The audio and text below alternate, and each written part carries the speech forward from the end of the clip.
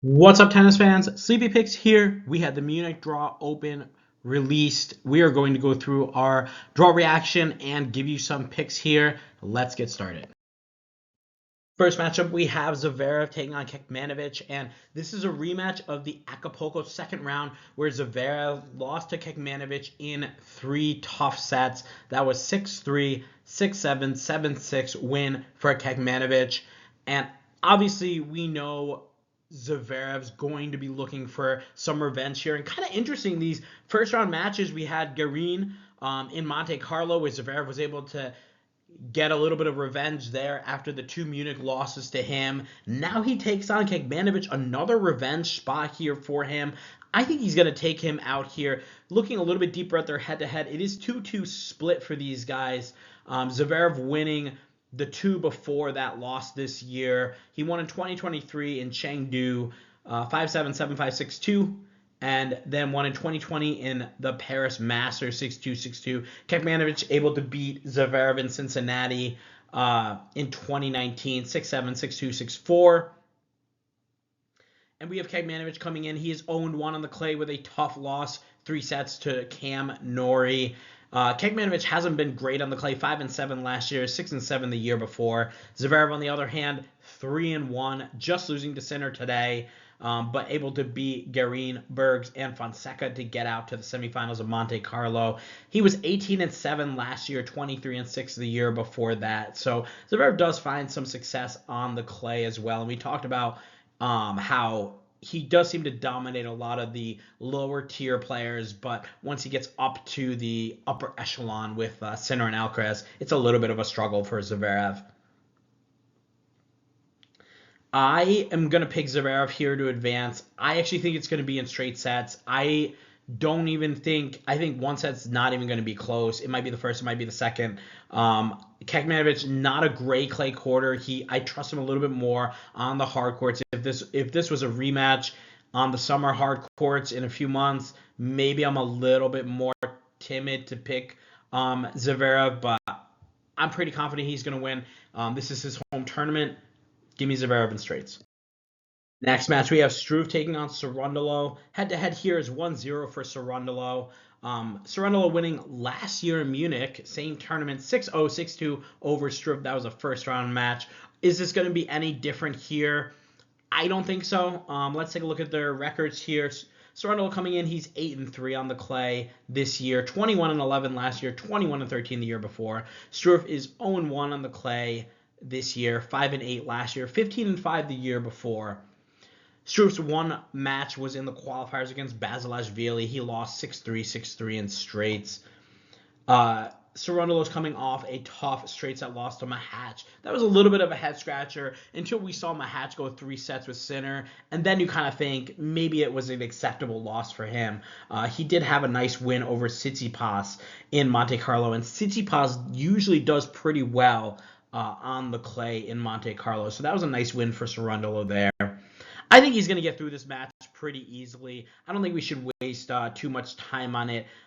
Give me Cerundolo to advance again in straight sets here.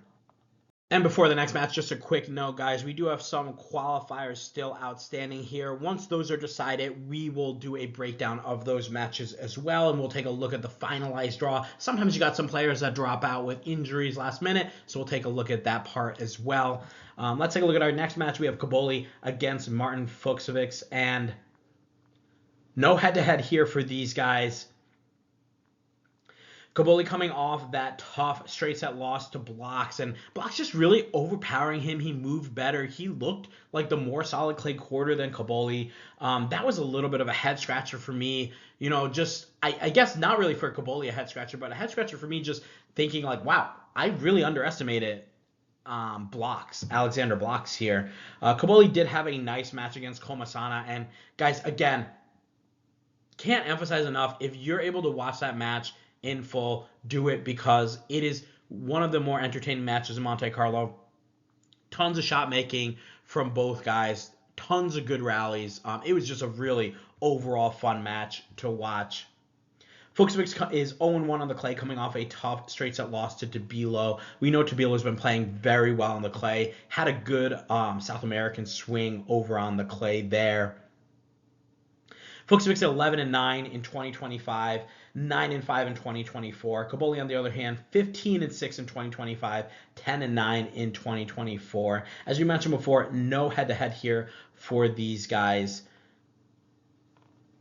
I want to take Cobolli. I think he's got to start to kind of find some rhythm here on the clay. I don't know if I really peg Fucsovics as a strong clay quarter. 9-5 on the clay, okay, but a nice 15-6 record last year for Cobolli.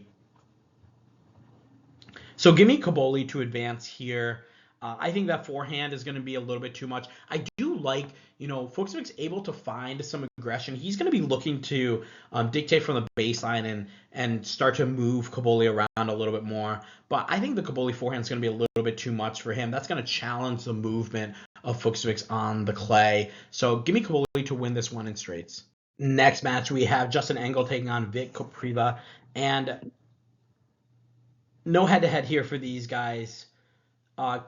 Engel hasn't really found much success on the clay. 2-3 on the clay this year. All of those in challengers. 11-14 last year.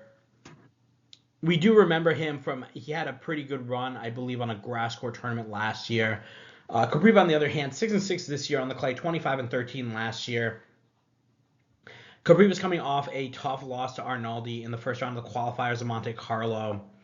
He did make it to the second round of Marrakesh, losing to Mueller, but beat Medjedovic. We remember Medjedovic having that win in the Challenger and had to travel, had about a day between, maybe 2 days between his Challenger win and having to play Kopriva in the first round. So that was a nice win for Kopriva, but maybe a little bit of asterisk there given the circumstances for Medjedovic. I like Kopriva. I think he's got a little bit more experience on the clay.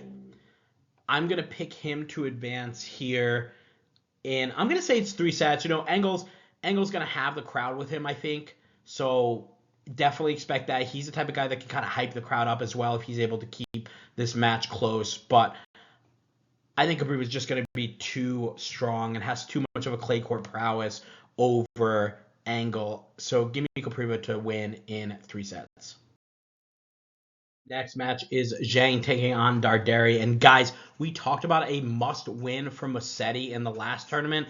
This is a must-win for Darderi, in my opinion. He is coming off a very head-scratching loss to Hurkacz. Just didn't seem like he was there at the end of that match. It was very disappointing, given the fact that he fought so hard to get that second set. And realistically, guys, I feel like the Darderi last year wins that match in straights. So a little bit of a head scratcher there for me, especially given how good he has been on the clay. 8-4 this year, 30-11 last year, 34-15 the year before. He's had extremely good success on the clay, but he just seems to be coming up short in some of these. Played over in Marrakesh and lost to Trungelliti in the semifinals. Now, we remember he played the got a bye, played Bellucci second round, beats him easily. Bellucci, not a great clay quarter, gets a walkover from Hanfmann to the semifinals, and then loses to Trungelliti, who's able to advance to the finals, losing to Hadar. So I really do I do question how Darderi is going to play here, because Zhang is also extremely tough. Beating Pennington Jones in straight sets, and then losing to Ben Shelton in 2 tough breakers in Houston. Now, obviously, neither of those guys you can consider a clay quarter, so we got to see how Zhang is feeling here on the clay. Back in 2022, he was 31-11, so he can find some good success and good patterns here on the clay for himself to threaten a player like Darderi. Zhang right now is 1-1 on the clay, 9-7 in 2024, did not play in 2025. I'm inclined to pick Darderi. I think this might be the last time I pick him, because that Hurkacz match just sits in my mind now. Just thinking about how, 1, he should have won it in straights, but how, 2, he just gets down the break and it's just curtains for him. I'm used to seeing the Darderi that we know really push and fight. I think he's going to get this win here. I think he can really right some wrongs here. He has a nice path to, at the very least, get out to the round of 16 where he would play maybe Cobolli and then maybe out to the quarterfinals to play Zverev. I think the path is there for him. So hopefully he can turn it on here. But give me Darderi to advance here in 2 tough straight sets. Here's a look at Zverev's half of the draw, and I don't see much resistance for him getting out to the semifinals at least. Even Cerundolo, I was a little bit disappointed with what I saw from Cerundolo in Monte Carlo. So I don't know if I can really put him over Zverev in this, especially here in this tournament where Zverev does play very well. In the semis, Zverev could face Darderi, could face Cobolli. That would be a little bit of a tricky matchup for him, so we'll have to look out for that. But to me, this feels like a Zverev advancing to the finals out of this draw. I think we're going to see some chaos too, from some upsets as well. But let's move on to the next half of the draw. Here's a look at Shelton's half of the draw. First match we're going to look at is Griekspoor against Shapovalov. Griekspoor with the 1-0 head-to-head, getting a win on the clay in Geneva in 2024, 6-7, 7-6, 6-3. That was in the second round. Tough match there. Shapo coming in as a wild card, and Griekspoor being the 6th seed in that tournament. Good match and good win for him. Griekspoor not really having the success on clay that we were really expecting. 0-2 right now. Don't forget, he just started back from that injury in Dubai where he had to withdraw against Medvedev in the finals. Comes back in Marrakesh, loses in 3 sets to Van Ash. You think, okay, first match back, that's all right. Did get a 6-1 set in the second, so had control of that match and just let it slip away a little bit. Van Ash, a solid challenger player as well, so let's not forget that, and he's got that big forehand to dictate play there. Then Griekspoor goes to Monte Carlo and he draws Monfils first round, and it's a similar thought process for me where I was like, Monfils is on the farewell tour, hasn't been playing that well on the clay. Griekspoor should handle him, and Griekspoor loses 6-7, 6-1, 6-4, and even after winning that first set where he was down, he was able to come back. You just felt like he had gotten the momentum, but then drops a set 6-1 in the second. A little bit disappointing there from Griekspoor. Shapo with only 1 match under his belt on the clay, and that was a loss to Blockx, 6-4, 4-6, 6-3 in Monte Carlo. And we know Blockx able to make a little bit of a run there, losing to Demonar in straight sets, but able to get a few wins in the tournament. And again, Blockx, another successful challenger that we'll probably see a lot of in the coming months. Looking at this matchup, guys, it's really hard for me to trust Griekspoor right now. And Shapo, just not a great clay quarter, though. You look at his record, 0-1 this year, like we talked about, 2-5 last year, 5-6 the year before. Griekspoor, 0-2 this year, 13-8 last year, 8-8 the year before. I feel like this has to be a Griekspoor spot, and we're getting to the point, very similar to Darderi.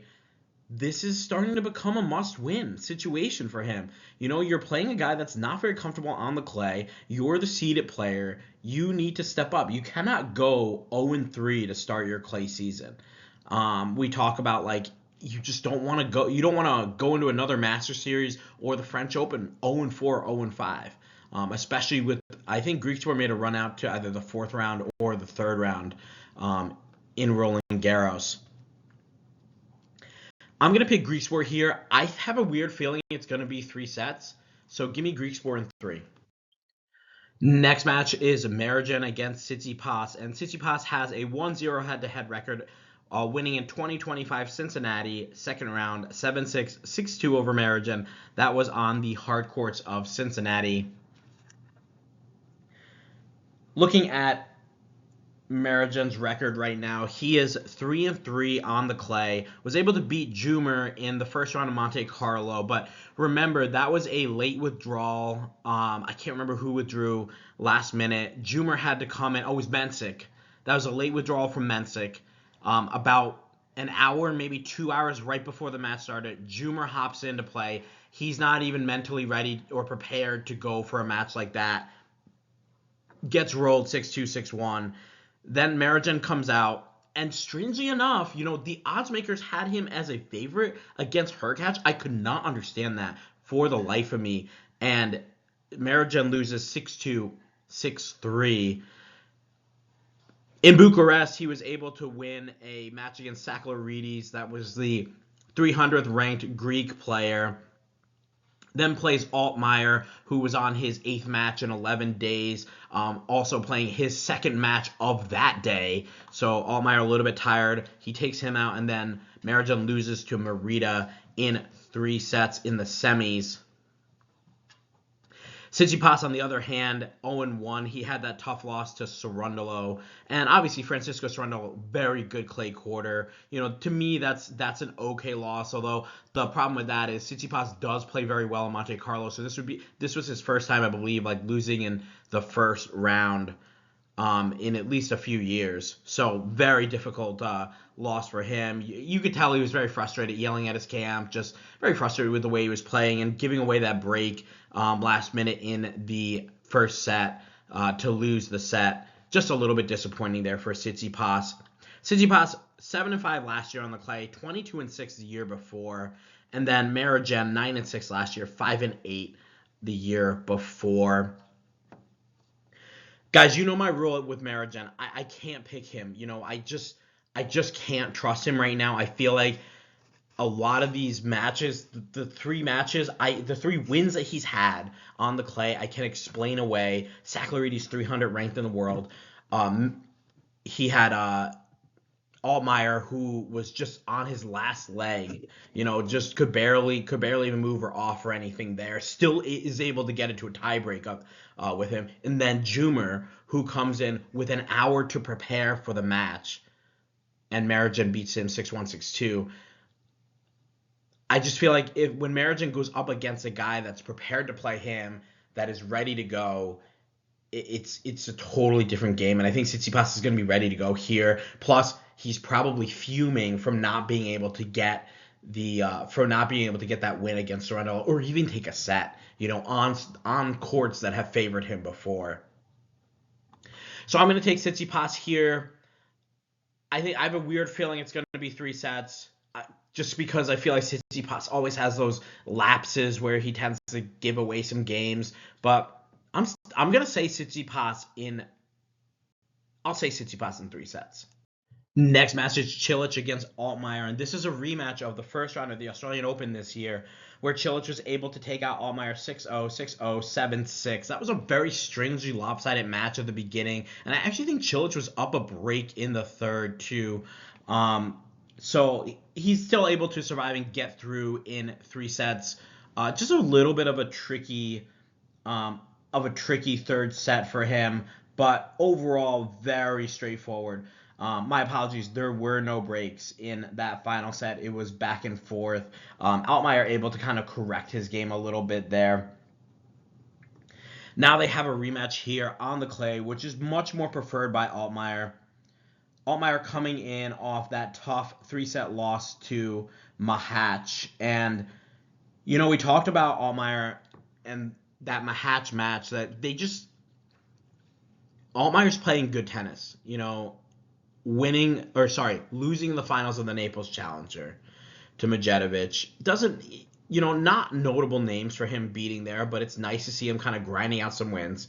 Beats Martinez, beats Prismic in a classic match. If you can ever look up the highlights of that, guys, Prismic, Altmaier, in Bucharest, that was a really good match. Very back and forth. Prismic had match points. Altmaier had match points. Just back and forth with these guys. Altmaier finally winning 9-7 in the final set breaker. And then losing to Marajan. Again, we talked about this just a second ago. Altmaier on his last leg. It was his 8th match in 11 days. it was the same day as the Prismic match. We thought he was going to have time to recover. Mahat's just a little bit too strong there. Obviously, classic Mahat set in the middle there. A 6-1. He drops the second set 6-1 to Altmaier. And we see those all the time from Mahat, whether it's Mahat 6-1 or Mahat's dropping a set 6-1. It's very strange. But Mahat's able to survive in 3 sets. And we saw him push Sinner. I think Altmaier's playing the better tennis right now. Cilic, on the other hand, he's 1-1 right now on the clay, beating Shevchenko in the first round of Monte Carlo, and then losing a tough one to Felix. And he had a break. He was up a break in the first set, and Felix kind of started to buckle in, controlled the unforced errors, and started to move Cilic. And we talked about how if Cilic's movement is exposed, especially on the clay, he's not going to be able to win a lot of matches. He likes to do the serve +1. He likes to keep the points short. And if he's winning those points, he's a dangerous person to beat. If he's not, then it's a tough day in the office for Cilic. Cilic 11-9 last year on the clay, 0-1 the year before. Remember, he was only 9-11, only played 20 matches in 2024. Altmaier, on the other hand, 6-5 right now on the clay, 13-8 last year, 19-20 the year before. It does look like he prefers the clay a little bit more. He's got his most wins. This is his surface with the most wins. I'm inclined here to pick Altmaier. The one thing that I'm concerned about is the Cilic return against the Altmaier serve. I think if Cilic can dominate there, it's going to be a very tough match for Altmaier to win. I think if Cilic is able to put a lot of pressure on his return, and we saw, Felix, Cilic was able to do that and get a break on Felix, and then Felix upping that the first serve percentage a little bit, not going for as big, just kind of moving him on the serve. And there you go. Cilic is not able to kind of dominate in that category. So Altmaier served not as great as Felix's. So that'll be really interesting. I just feel like I like Altmaier. I like how he's playing. I like that he can grind out wins. I loved seeing, Prismic, a very similar style to Cilic, big serve, big forehand. So I like seeing a little bit of things from that he can prove himself there. This is going to be a tough 3-setter. In my opinion, but give me Altmaier in 3. And just a quick note, I just changed the draw. Hurkacz's actually pulled out against Bublik, so he will be replaced by a qualifier, a lucky loser. Very interesting there. Not sure if it's just because it's one of his first ever deep runs in a tournament for Hurkacz, or if there was any injury there. We'll have to look into that a little bit. I'll keep you guys posted on that. Next match is Rinderknech against Michelsen. And Rinderknech owns the head-to-head 3-0, has not dropped a set. Let's go through those 3 matches. Able to win in Stuttgart on the grass 6-4, 7-5. Able to win in Paris on the indoor hard courts 7-6, 7-6. And able to win in Shanghai on the outdoor hard courts 6-3, 6-4. The first 2 matches were in 2024. The last one was in 2025, all in the first and second rounds. Rinderknech sitting at a 1-1 clay court record right now, beating Kecmanovic in straight sets, pretty nice win, and then losing to Fonseca, who had an amazing run in Monte Carlo. That was a tough 3-setter for Rinderknech. Rinderknech was 9-10 last year on the clay, 6-7 the year before. Michelsen also sitting at 1-1 on the clay, beating Coleman Wong in the first round of Houston, and then losing to Alexei Popyrin in the second round, 6-0, 4-6, 6-1. And that was kind of like an implosion from Michelsen. You remember we kind of talked about that, and I was very disappointed in his attitude and the way that he played Popyrin, because honestly I felt like if Michelsen just too many misses, just basically gave the match away to Popyrin there. Michelsen 6-5 on the clay last year, 4-9 on the clay the year before. He's got a losing record overall on the clay for his career. Not a big fan of this surface, I think, for Michelsen. I think this is going to be a very tough match for him. Again, hopefully when he goes back to after the Houston match, hopefully his coaches have talked to him like that. Not just like carry yourself a little bit better, but it affects your game when you're that negative. It definitely brings your game down. So I'll definitely be looking. There are going to be moments in this match where Michelsen is down for sure. He might get rolled pretty easily, but I'll be interested to see the mentality that we have from Michelsen. Is he going to throw the racket or hit the ball out of the stands, or is he going to just continue to focus and try to stay strong throughout the match? We'll see. But I'm going with Rinderknech. This is going to be him in straight sets. And this next match had me screaming, one, with excitement, but two, with anger, because we have Tabilo taking on Fonseca. Both guys playing exceptional tennis recently, and obviously we know Fonseca making it out to the quarterfinals, losing to Zverev in a very tough 3-set match. Tabilo not having as much luck, losing in the second round to Lehechka, but also having a nice run in the Chile Open, making out to the quarterfinals. He also was able to get to the finals of the Rio Open. So pretty nice record so far. 14-5 for Tabilo on the clay, and 4-3 right now for Fonseca. I mean, this is just such a tricky matchup here. Also, the other reason why I'm a little bit frustrated. So I don't know if you guys are doing the ATP fantasy tennis. I'll have to send a link, or maybe I'll do like a video on it or something, and you guys can join with us. I have a few of the people that have been on that have talked about the tennis with us are in my league, and it'd be great to see it grow. So I'll have to send that. Maybe I'll do a video on it next. But anyways, I have both these guys on my fantasy team. So now I have to get rid of one because I'm not going to have one lose in the first round. So that's extremely frustrating for me to have both these guys, because I was like, oh man, like I think both guys are going to be able to make a deep run, especially considering one of them is going to fall into Shelton's half, and they both fall into Shelton's half, but they're playing each other. So great. And now I also have to pick between the two. So realistically, if I pick incorrectly, one of them might lose, and I'm still going to be out with the first rounder. But maybe I keep both and just hedge. I don't know. So I haven't decided that yet. I got to look at my fantasy team. But just so disappointed with that. You only get 2 switches too, and I have Sinner on my team, so I have to switch him out. He's not playing. Okay. Fonseca having that nice run out to the quarterfinals, beating Diallo, beating Rinderknech, beating Berrettini, and then losing in a tough 3-setter to Zverev. The Zverev match was definitely a test for us to kind of see the clay level of Fonseca, and for sure it was there. Honestly, guys, I would argue if he won that match, I think he gives Sinner a much tougher time in that semifinal than Zverev did, for sure.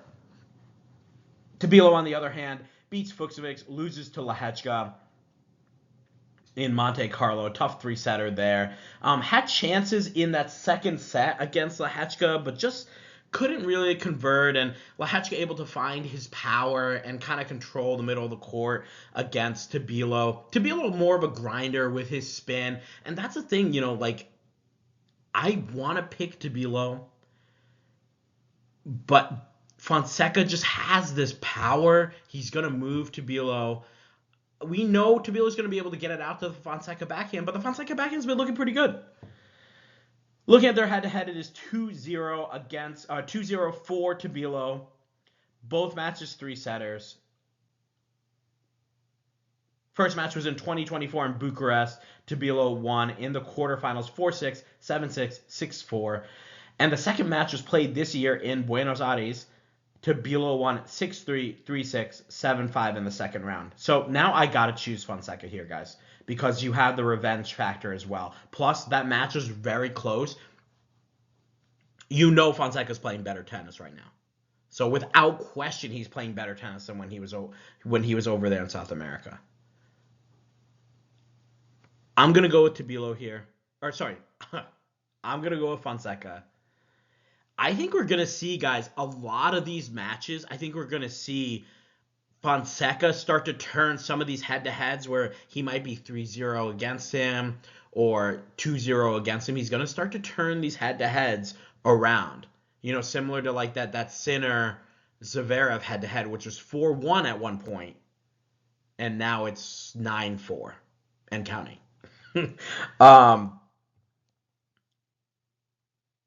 Yeah, I'm going to go Fonseca. I think it's going to be Fonseca in 3. I'm curious to see how the Fonseca body recovers. We're finishing up here April 10th. That was yesterday. Now he's got 3 or 4 days to recover and get back and play a first-round match against a very solid clay quarter. We'll see how he does, but I'm going to go Fonseca to win in 3 sets. Next match is Blockx against Hanfmann, and Hanfmann withdrawing from Marrakesh against Darderi, giving him the walkover. And we talked about how much we were looking forward to that match because that was a rematch from earlier that year on the clay, where Darderi was able to win, but it was a very, very close match, a very nervy match as well. Darderi able to get a title in Chile, beating Hanfmann. And we were looking at the revenge factor, and I thought I couldn't wait for that match. And then I saw the news that Hanfmann pulled out because of an illness. So a little bit unfortunate. Looks like he's feeling better. So let's break down this match. It is 1-0 for Hanfmann. Hanfmann winning 6-4, 7-6 in the first round of Antwerp in 2023. That's an indoor hard court, so not sure how much we can really put into that. I also think that Blockx has really improved a lot. Although I will say, if you look at Block's record on the indoor hard court, he does play very well there.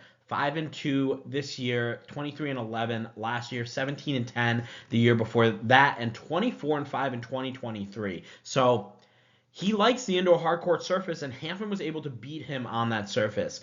Blockx, not as much of a clay quarter, but honestly, though, we watched him move and play in Monte Carlo, and I mean, guys, we were all impressed. Blockx looked extremely good.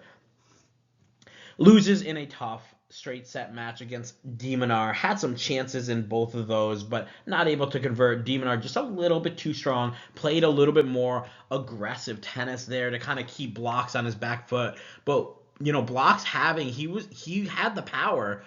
He had the most powerful strokes on the court in that de Minaur match. And he did for sure, beating Cobolli, beating Shapo, beating Jumer, and beating Maestrelli. Can he do it consistently, guys? And that's the one thing that we talk about with Hadar, with Collignon, with Van Asch, with Landaluce, now with Blockx. They're all coming up from the challenger level. They're all pretty young.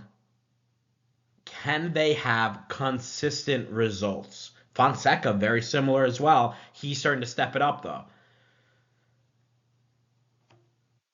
Because I feel like people are going to look at this and be like, "Oh, Blockx played so well in Monte Carlo." This is not an easy match. Hanfmann sitting at 7-2 right now on the clay, coming off that walk over from Darderi, beating De Jong, beating Banani from Morocco, just unbelievable. I mean, I think he's ranked like 700. And he was just roping the ball. He looked amazing against Hanfmann. Had some chances maybe to win that in straights, but couldn't convert there all the way through. And Hanfmann, most of his matches have been on the clay. 8 matches on the hard courts, 1 match on the indoor hard, and 9 matches on the clay. So clearly he enjoys being out there.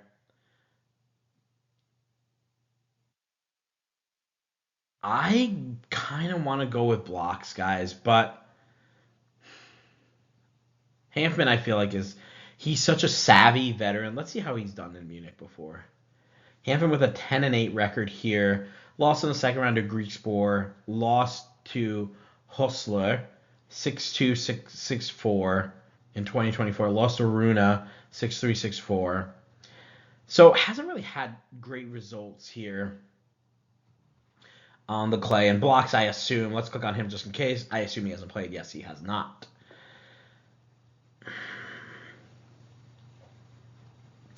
I think this is going to be Hanfmann in 3 sets. I think a lot of people are going to think that there's a lot of big opportunity for Blockx here. And I just think I'm just saying we got to see consistency from him before we reliably like pick him or put him on like a fantasy team or whatever. We got to see consistency from Blockx. So give me Hanfmann in 3 sets. Here's a look at Shelton's half of the draw. We got a couple of qualifying spots left to fill in and talk about. We'll have another video out to talk about those. But looking at this draw right now, I do see a little bit of an opportunity for a Griekspoor or even a Tsitsipas to get out of here and maybe make a little bit of a run and start to get their clay season going. Would love to see Altmaier kind of transition that successful clay game that he's had on the challenger level onto the ATP Tour level, but I don't know if that's very reasonable to ask for. Fonseca, is he going to make another run here? Is this, or was it kind of like a one-hit wonder? We're not going to see another run again, and he's just going to lose the next 3 straight first rounds. I think he's got an opportunity here. Then we got Fonseca would set up that rematch, right, with Rinderknech. And that would be really interesting there. We always talk about that revenge factor, too. Shelton didn't look great on the clay in Houston. This is going to be a step up as well. Now he's playing in a much more diverse draw of clay quarters. He's going to have to really bring it here. He's going to have to find the serve. He made the finals last year, I believe, so he's got some points to defend here. Hopefully he's going to be able to bring the A game, and we got to look at who these qualifiers are that come out, guys. I mean, that could be a challenging match for Ben Shelton as well if some of these guys are clay quarters. I'm not sure. I haven't looked at the qualifying draw yet, but yeah, he could have some challenging players as well to play from there. Let me know what you guys think. Would love to see. Would love to hear from you. Put your picks in the comments. Thanks again for watching. Make sure you like and subscribe. Share your picks in the comments. Share the video. We have another video out on the Sinner Alcaraz final happening tomorrow. We also have a video out on the Barcelona Open draw reaction and picks. Make sure you check those out to keep up on everything tennis. Thanks again, and I'll see you guys in the next video.